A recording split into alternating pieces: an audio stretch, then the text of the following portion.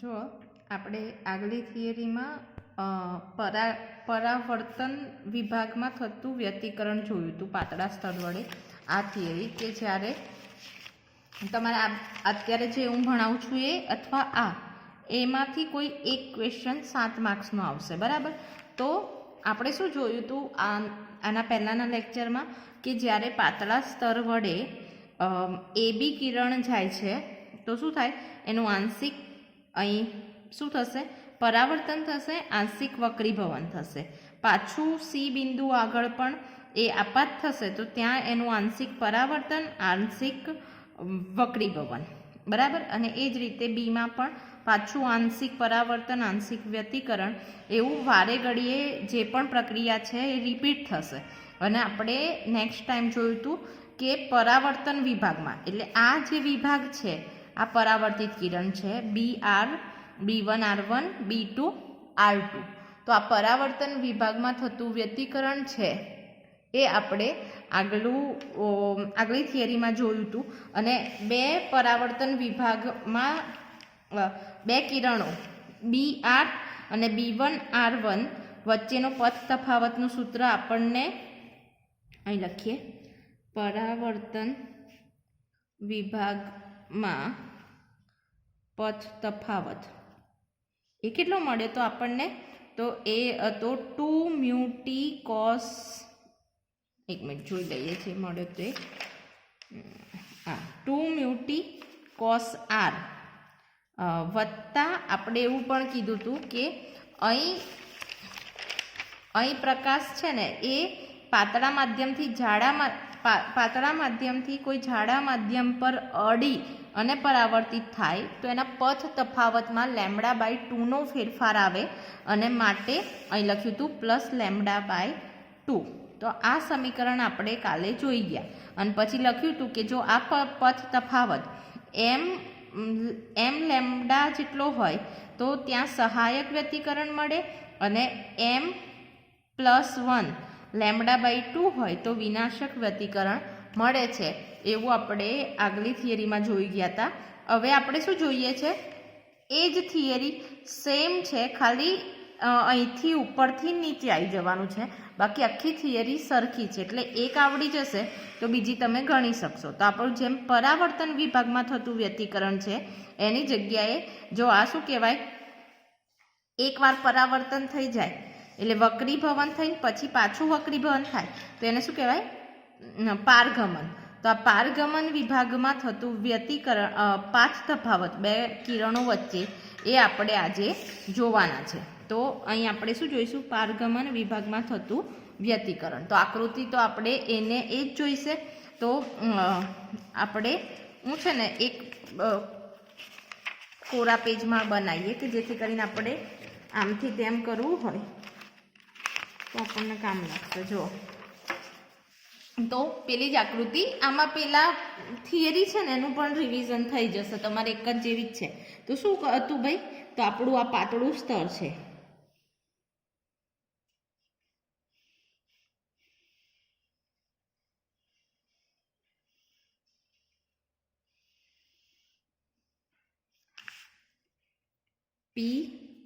P dash, તમારે જે નામ આપવું હોય એને આપજો, પણ હું અહીં બુકનું જ આપું છું એટલે તમને કદાચ કન્ફ્યુઝન ના થાય. Q ડેશ અને અહીં છે P ડેશ. આની જાડાઈ છે T જેટલી, અને આનો વક્રીભવનાંક છે μ, આ માધ્યમનો, બરાબર. હવે શું થાય છે, જો આપણે AB કિરણ છે એ અહીં આપાત થાય છે તો શું થશે,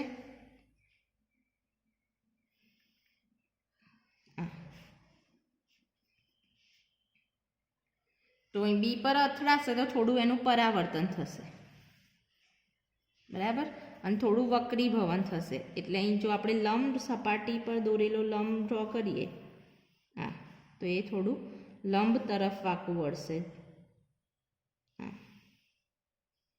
બરાબર. અને પછી અહીં C બિંદુ આપીએ તો અહીં પણ શું થશે, થોડું પાછું આના માધ્યમમાં પાછું પડશે અને પાછું એનું થોડું વક્રીભવન થશે. એટલે આ થશે આ રીતે, એટલે અહીં વક્રીભૂત થયું, પાછું પરાવર્તન થયું. અને અહીં આ ઇમ્પોર્ટન્ટ છે, અહીં જો પાતળા માધ્યમથી જાડા માધ્યમમાં ગયો એટલે લંબ તરફ વળ્યો, અને અહીં પછી પાછો જાડામાંથી પાતળા થશે એટલે લંબથી દૂર જશે. એનો મતલબ કે આ જે રેખાની જે રેખા છે ને એ જ રેખા અહીં આવી જશે લગભગ. હા, અહીં આપણી પાસે સ્કેલ નહીં એટલે આપણને એક્ઝેક્ટ ના આવે, પણ આમ લંબથી થોડો દૂર જાય.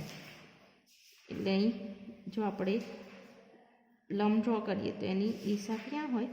લંબથી થોડી દૂર જતી, એટલે આમ જશે, આમ નહીં આવે. બરાબર, તો આ છે વાય. હવે અહીં પાછું B1 પર ગયું, પેલી જ આકૃતિ છે એટલે આ B1 બિંદુ. તો અહીં પણ શું થશે?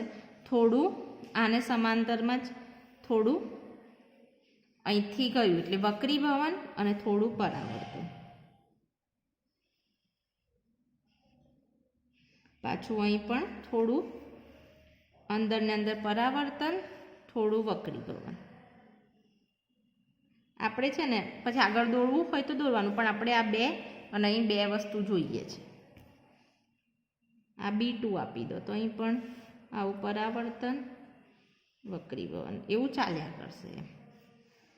તો જેમ આપણે આ બે છે એનો પથ તફાવત ગણ્યો પરાવર્તન વિભાગમાં, એમ આપણે આ પરાગમન વિભાગ છે આ કહેવાય, બીજી વાર થયો, ત્યાં જો આ બે કિરણો છે એ પણ સહાયક વ્યતિકરણ આપશે કે વિનાશક વ્યતિકરણ, એની શરત મેળવી. એમ આ બાજુ પણ એક જ AB કિરણથી અલગ અલગ લાઇટ આપણને બહાર મળે છે, અને એ આપણને સુસંબદ્ધ ઉદ્ગમ સ્થાનો આપે છે કે નહીં એ જોવા માટે શું કરવું પડે? અહીં પથ તફાવત ગણવો પડે. તો જેમ કે આ C છે તો અહીં C1 બિંદુ આપી દઈએ. તો શું કરીએ? પહેલાં જેમ જ પહેલી આકૃતિમાં શું કરતા હતા? અહીં લંબને આખો દોરતા હતા, એમ આ ત્રિકોણ આપણે આનો નાનો પથ તફાવત ગણવો છે. તો શું કરીશું? જેમ કે અહીંથી અહીં લંબ ડ્રો કરીએ તો એમ અહીંથી અહીં લંબ ડ્રો કરીએ. તો શું લખવાનું?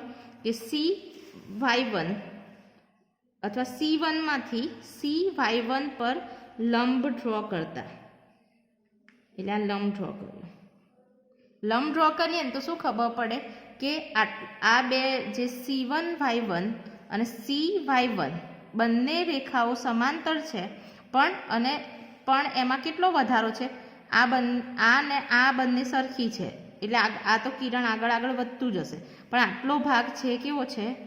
વધારે છે. એટલે આ તફાવત દર્શાવે જ્યારે આપણે લંબ ડ્રો કરીએ તો અહીં નામ આપી દઈએ F. અને જો આપણે અહીં પણ લંબ જો ડ્રો કરીએ આ બિંદુથી, તો અહીં આપીએ M બિંદુ, કોઈ પણ બિંદુ આપી દઈએ. તો શું થયું ભાઈ? જો આ શું છે? લંબ હોય તો આ તો આપણું વક્રીભવન થાય છે, તો આ ખૂણો બન્યો R. બરાબર, એ જ રીતે અહીં શું થાય છે? અહીંથી અહીં જતા આ જ કિરણ અહીં ગયું, એનું પરાવર્તન, તો આ શું થઈ ગયો? I. બરાબર, અને જો હું અહીં બી ડ્રો કરીએ તો આ આપણને આપે છે, આ Z આપે ને તો આ પણ I બને.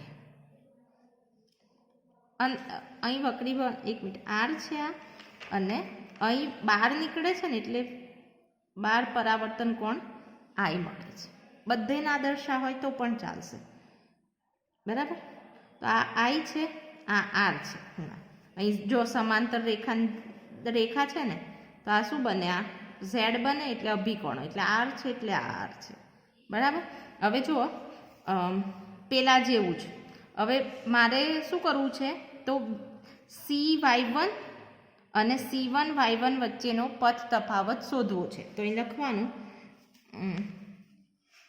CY અને CY1 પરાગમન વિભાગમાં બંને કિરણો વચ્ચે પથ તફાવત. બંને કિરણો વચ્ચે પથ તફાવત કેટલો હશે? તો જુઓ, અહીં આ જે કિરણ છે એમાં તો CF જ છે, પણ C1Y1 છે એ કિરણ ક્યાંથી આવેલું છે? અહીંથી આટલું અંતર કાપીને અહીં આવેલું છે, એટલે પથ તફાવત કેટલો થાય? તો આ C1Y1 કિરણ છે આખું, એ કેટલું અંતર કાપીને આવ્યું છે C બિંદુથી? તો એ ખરેખર આવ્યું છે CB1 અંતર કાપ્યું છે, પ્લસ B1 C1 અંતર કાપ્યું છે, B1 C1 અંતર કાઢ્યું ક્યાં? માધ્યમમાં. અને આ કિરણમાં વધારે કિરણ, આ બંને હવામાં કેટલું વધારે છે અંતર? આટલું અંતર છે. જો માધ્યમમાં આ બે કિરણ છે તો આ C1 Y1 નો તો માધ્યમમાં કોઈ કિરણનો ભાગ છે નહીં, પણ C1 Y1 નો માધ્યમમાં ભાગ છે કેટલો? CB1 અને B1 C1. અને માધ્યમની બહાર વધારે શું છે? તો આ ના તો સરખા છે એટલે ઉડી જાય, તો આટલો તફાવત છે બંને વચ્ચે, એટલે અહીં લખાઈશ -CF1. CF પણ એ ક્યાં છે? એરમાં, હવામાં. હવે પણ અહીં જુઓ, આ બંને તો સમરૂપ ત્રિકોણો છે, કેમ કે અહીં આર છે, આને આ લંબાઈ સરખી છે, આ એક જ છે. તો માટે આ જે CB1 છે એટલું જ C1 B1 થઈ જાય. માટે હું આને કોમન લખી કાઢીએ, CB1 વત્તા CB1 જ લખી, કેમ કે આ બંને બાજુ સરખી છે. CF, આ M, આ A. કેમ? કારણ કે CB1 બરાબર B1 C1 આપણને મળે છે. માટે આ શું થઈ જાય? 2CB1 M minus CF air. હવે આપણે નેક્સ્ટ પહેલાં જોઈ ગયા હતા કે કોઈ પણ વસ્તુને માધ્યમમાંથી એરમાં ફેરવવું હોય ને તો ત્યાં શું કરવું પડે? મ્યુ વડે ગુણવું પડે સમીકરણને. માટે આને થઈ જાય 2μCB1, તો આ થઈ જાય હવા અથવા એર, અને આ પણ થઈ જાય CF હવા તો છે જ. હવે આ માધ્યમ એક જ ફોર્મમાં આવી ગયું એટલે આપણને ગણતરી સરખી પડે. આટલું આપણે પહેલાં કર્યું હતું. હવે શું કરીએ? આ સમીકરણને મારે આ જાડાઈ T આ બાજુના અને ખૂણાના સંદર્ભમાં લખવું છે. તો અહીં CB1 ને આપણે શું કહી શકીએ? CB1 ક્યાં છે? આ બાજુ. તો આ બાજુને મારે ટીના ફોર્મમાં લાવવી છે અને ખૂણાના ફોર્મમાં લાવવી છે. સમજ પડી? તો આપણે જો ખૂણાના ફોર્મમાં લાવવી હોય તો મારે આ તો કર્ણ છે અને આ ટી આવી જોઈએ. તો ખૂણો અને પાસેની બાજુ અને ભાગ્યા કર્ણ લેવો હોય તો કયું કોણ લેવો પડે? કોસ. કોસ એટલે પાસેની બાજુને કર્ણ આવી જાય. માટે અહીં લખીએ કે આકૃતિમાં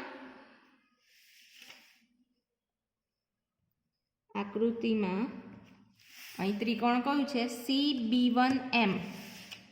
CB1M માટે શું લખી શકાય? કે સાઇન કોસ R બરાબર શું થાય? પાસેની બાજુ ભાગ્યા કર્ણ. એટલે લખાય, અહીં લખું છું કોસ R એટલે પાસેની બાજુ જે છે B1M અને કર્ણ છે BC. તો માટે પણ B1M શું છે ભાઈ? જાડાઈ T છે, તો અહીં લખાડીએ T બરાબર CB. માટે મારે તો CBની જ કિંમત જોઈએ છે. માટે CB બરાબર શું થઈ ગયું? T cos R. તો એક કિંમત મળી ગઈ. તો આ સમીકરણ 1 છે સપોઝ. તો આ આપણું કિંમત મળી 2. હવે એ જ રીતે મારે આ CF ને બાજુ અને કોસ કે કોઈ એંગલના ફોર્મમાં લાવવાની છે. CF ને એટલે CF કયું છે? આ. તો મારે આ બાજુ ગણવી પડે, ખબર પડી? અને પ્લસ આ સામેની બાજુ ગણીએ, આ કર્ણ. કર્ણ તો આવે જ કોઈ પણ એંગલ લઈએ તો આ કર્ણ ગણવું પડે, આ બાજુ ગણવી પડે, ને ખૂણો આપણો આ છે I. તો સામેની બાજુવાળો કયું ત્રિકોણમિતિ વિધેય આવે? Sine theta. કેમ કે સાઇન I બરાબર સામેની બાજુ ભાગ્યા કર્ણ થાય. માટે અહીં લખીએ કે ત્રિકોણ, કયો ત્રિકોણ છે? CFC1. તો ત્રિકોણ C1F માટે સાઇન I બરાબર સામેની બાજુ કઈ છે? આ CF ભાગ્યા C1. તો અહીં લખાડીએ CF ભાગ્યા કર્ણ C1. પણ શું છે ભાઈ? આ ને આ બાજુ તો સરખી છે, માટે અહીં શું લખી શકું? C1 બરાબર શું લખાય ભાઈ? CM plus MC1. પણ MC1 અને આ બંને સરખી છે માટે CC1 બરાબર શું લખી શકું 2 cm થાય એટલે લખી શકાય ને માટે CC1 બરાબર 2 cm લખી શકાય તો અહીં લખાડીએ કે CF અને CC1 શું છે ભાઈ તો CM1 પ્લસ MC1 છે પણ આ બંને સરખા છે માટે હું ડાયરેક્ટ લખી કાઢું CF બરાબર 2 cm કેમ કારણ કે CM ઇક્વલ ટુ CM1 છે માટે તો આ બે સરખી થઈ ગઈ હવે જુઓ હજુ પણ મારે માટે CFની વેલ્યુ જોઈએ છે તો CFને સૂત્ર કરતાં કરીએ તો આ બાજુ જતું રહે sin i ની કિંમત તો માટે CF એ આપણને શું વેલ્યુ આપે છે તો CF બરાબર આ 2 cm આ બાજુ જતા રહે તો થઈ જાય 2 cm sin i પણ મારે તો અલ્ટિમેટ ગોલ શું છે ભાઈ આપણા ઇક્વેશનનો આ સમીકરણ 3 કે મારે CFની જગ્યાએ એવી કિંમત જોઈએ જેમાં સાઇનવાળી વેલ્યુ હોય કે કોઈ ખૂણો હોય અથવા ટી આવે પણ આવી કોઈ બાજુ આવી જોઈએ નહીં તો હજુ CMને આપણે ટીના ફોર્મમાં મેળવીએ તો CM ક્યાં છે આ ખબર પડી તો આ બાજુને મારે જો ખૂણો મારો આ છે તો આ બાજુ આવી જોઈએ અને ટી આવવો જોઈએ એટલે સામેની બાજુ અને પાસેની બાજુ આવે એવું વિધેય કયું છે ભાઈ તો tan થીટા કે જેમાં સામેની બાજુ અને પાસેની બાજુ આવે એટલે આપણે CBMમાં tan r બરાબર શું લઈશું સામેની બાજુ ભાગ્યા કર્ણ તો અહીં લખીએ કે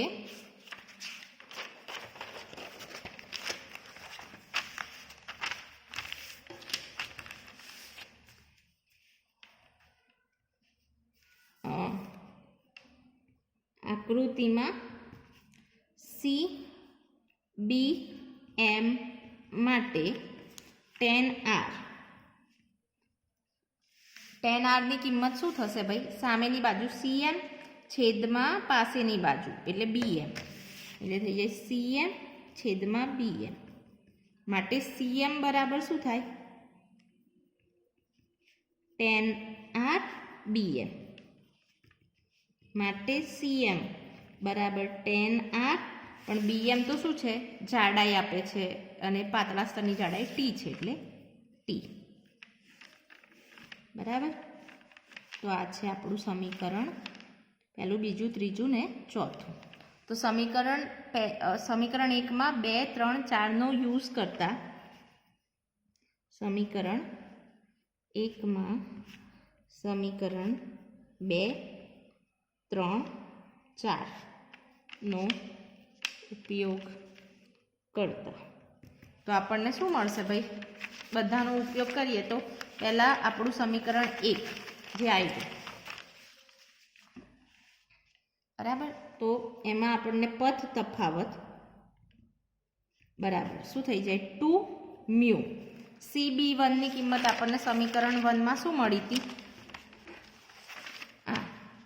એ જે વેલ્યુ CB1 અને CB એક જ છે એટલે T cos r છે એ વેલ્યુ તો એ લખી કાઢીએ T cos r પછી છે માઇનસ CFની કિંમત તો CMની કિંમત આપણને મળી સમીકરણ 2માં 2 cm sin i એટલે 2 cm sin i આ વેલ્યુ પણ CM બરાબર તો સમીકરણ 4માં શું મળેલું tan r t જેટલી કિંમત એટલે આ થઈ જાય 2 mu t cos r minus 2 cm બરાબર tan r t અને અહીં sin i તો છે જ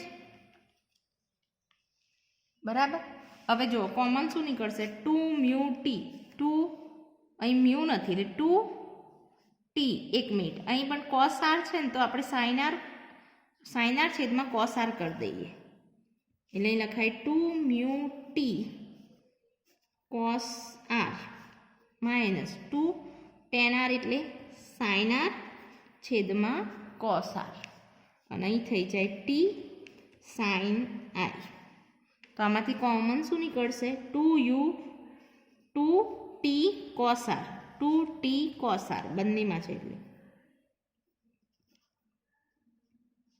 તો 2t cos r જતું રહ્યું તો ખાલી મ્યુ વધ્યું અને અહીં ટુ જતો રહ્યો, ટી જતો રહ્યો, કોસ આર જતો રહ્યો એટલે લખ્યું સાઇન આર અને સાઇન આઈ.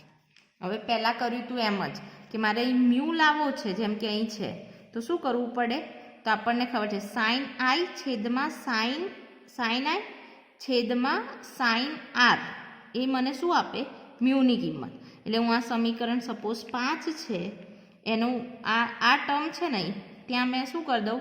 કશું લખ્યા વગર સાઇન આઈ તો છે જ, તો મારે શું કરવું પડે? નીચે સાઇન આર કરવું પડે. એટલે ઉપર નીચે સાઇન આર વડે ખૂણતા તો અહીં થઈ જાય બીજા ટર્મને જ ખાલી 2t કોસ આર. અહીં મ્યુ છે માઇનસ. હવે જો સાઇન આર તો છે જ, પણ હવે મારે અહીં મ્યુ લાવવો હોય તો આ સાઇન આઈ છે, તો નીચે મારે શું જોઈએ? સાઇન આર જોઈએ. તો ઉપર પણ સાઇન આર વડે ગુણવું પડે. તો આ જે વેલ્યુ છે એ મનશે નહીં છે મ્યુની વેલ્યુ છે. ખબર પડી? તો અહીં આપણે આગળ જોઈએ અહીં તો પથ તફાવત બરાબર શું મળ્યું? 2t કોસ આર, આ મ્યુ છે, આ સાઇન આર, આ એકવાર બે વાર એટલે સાઇન આર સ્ક્વેર, અને આ થઈ ગયું મ્યુની કિંમત. હવે હું મ્યુ કોમન કાઢું તો ટી 2t અહીં મ્યુ કોસ આર, અહીં વધ્યું 1 માઇનસ સાઇન સ્ક્વેર આર, અને 1 માઇનસ સાઇન સ્ક્વેર તો શું આપે? Cos square. એક કોસ સ્ક્વેર આર ઉડી ગયો તો મારો પથ તફાવત થઈ ગયો 2t મ્યુ કોસ આર, જે પહેલામાં હતો એ જ. બરાબર? તો પહેલાં બી થિયરીમાં આ જ આવ્યો હતો પથ તફાવત, અને પછી પણ આ જ આવ્યો. પણ પહેલી થિયરીમાં શું હતું ભાઈ કે ઉપરની જે પોર્શન હતો એમાં આપણે એવું કીધું હતું કે અહીં એ બી કિરણ છે ને એ જાડા માધ્યમમાંથી પરાવર્તિત થઈને પાછું ફેંકાય છે, એટલે એમાં λ/2નો પથ તફાવત ઉમેરાઈ જતો હતો. બરાબર? પણ અહીં એવું નહીં થાય, કેમ કે અહીં તો જો અહીં પરાગમન વિભાગ છે એ પરાવર્તિત કિરણ નથી, પણ અહીં અંદરથી આવેલું કિરણ છે, માટે એમાં પથ તફાવત λ/2 ઉમેરાતો નથી. એટલે અહીં ચોખ્ખો પથ તફાવત આ જ છે આપણું. ખબર પડી? પછી અહીં પણ બે શરત. જો પથ તફાવત અહીં પથ તફાવતની કિંમત, હવે જો અહીં λ/2 નથી, ઇન ધ સેન્સ અહીં જો m λ જેટલી હોય તો આપણને આ વ્યતિકરણ છે ને એ કેવું મળે? m λ જેટલી હોય ને તો અહીં વિનાશક વ્યતિકરણ મળે. બુકમાં સહાયક વ્યતિકરણ લખ્યું છે એ ખોટું છે. જો અહીં λ/2 હોત ને તો આ સહાયક વ્યતિકરણ, પણ અહીં λ/2 નથી, ખાલી m λ છે, તો એ વિનાશક વ્યતિકરણ મળશે. અને જો આપણી પાસે જો પથ તફાવત, આ એક કન્ડિશન, અને બીજું કે 2t મ્યુ કોસ આર બરાબર m પ્લસ 1/2 λ હોય ને તો આપણને આ λ1/2નું ફોર્મ મળ્યું. અહીં તો λ છે જ નહીં, માટે આ વ્યતિકરણ આપણને સહાયક વ્યતિકરણ આપશે.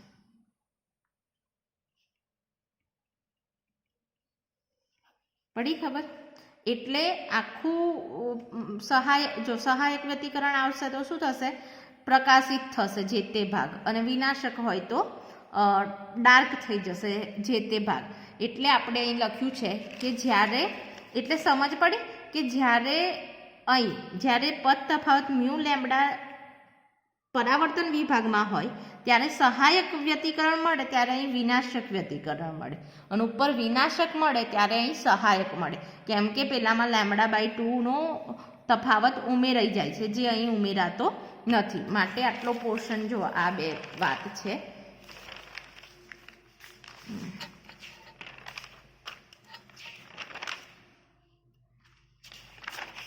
અહીં લખ્યું છે, એક માર્કમાં પૂછાય પણ છે કોઈ વાર કે પરાવર્તન અને પારગમન વિભાગમાં વ્યતિકરણ રચાવાનું પૂરકપણું અથવા પૂરકપણું ઇન ધ સેન્સ બંને વચ્ચે શું તફાવત છે જે પરાવર્તન વિભાગ અને પરાગમનમાં? તો શું લખ્યું છે કે કુલ પ્રકાશીય પથ તફાવતનું મૂલ્ય પરાવર્તન વિભાગમાં કેટલું હોય છે? 2μ cos r λ/2 જેટલું હોય છે જ્યારે પરાવર્તન વિભાગ એટલે ઉપર, અને પરાગમન વિભાગમાં ખાલી μt cos r જેટલું હોય છે, λ/2 આવતું નથી. તેથી એ સ્પષ્ટ છે કે જો પરાવર્તન વિભાગમાં સહાયક વ્યતિકરણની શરત પડાતી હોય તો પારગમન વિભાગમાં વિનાશક વ્યતિકરણની શરત પડાય છે.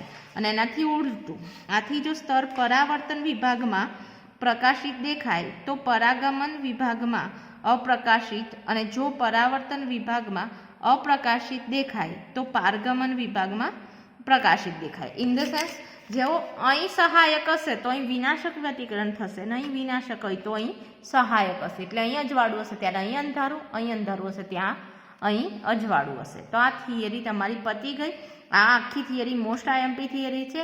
બંને થિયરી પરાવર્તન વિભાગવાળી એક આખો પોર્શન 7 માર્કમાં પૂછાય, અથવા તો પરાગમન વિભાગમાં પણ પૂછાય. બંને થિયરી એક જ છે. પેલું ઉપર જે ક્રિયા કરી એ આપણે નીચે કરવાની છે.